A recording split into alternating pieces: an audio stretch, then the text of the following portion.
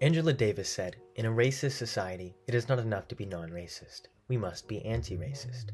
But what is the difference between somebody who is non-racist and someone who is anti-racist? Non-racism refers to the passive rejection of or disassociation from behaviors, discourses, or ideologies that are considered racist. So, why isn't that enough? Non-racist frameworks of thought tend to focus on the extreme, overt, highly visible behaviors that consist of irrational and independent actions of individuals.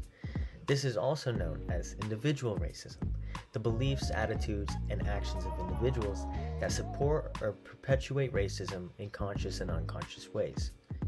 This way of thinking fails to recognize that racism as a whole is systemic, and it operates at many different levels besides just individual, levels that reinforce and interact with one another. It's a process, and it's one we can counteract, but not through inaction. That's why just being not racist just isn't good enough. If you are neutral in situations of injustice, you have chosen the side of the oppressor. You cannot be passively non-racist. You must be actively anti-racist. Anti-racism refers to the practice of identifying, challenging, and changing the value structures and behaviors that perpetuate systemic racism.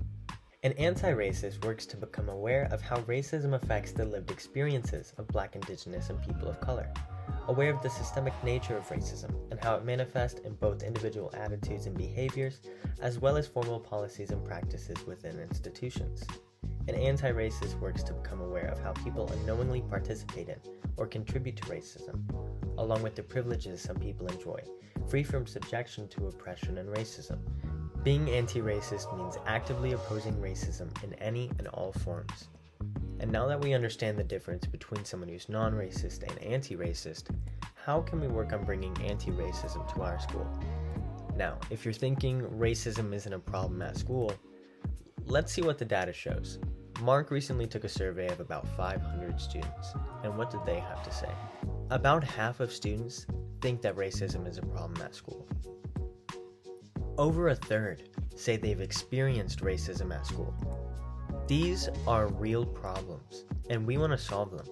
80% of students say we could be doing more to advance diversity and cultural inclusion. 85% think our curriculum could be more inclusive of Black, Indigenous, and people of color. Over 90% say it's important to talk about racial equity and racism.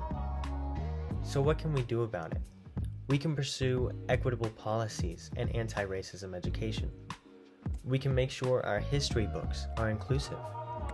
And we can start having some courageous conversations, open, honest, and understanding discussions about race. We can make TCHS an anti-racist campus, but none of us can do it alone. Each of us has the power to make a difference, but together, we become a movement for change.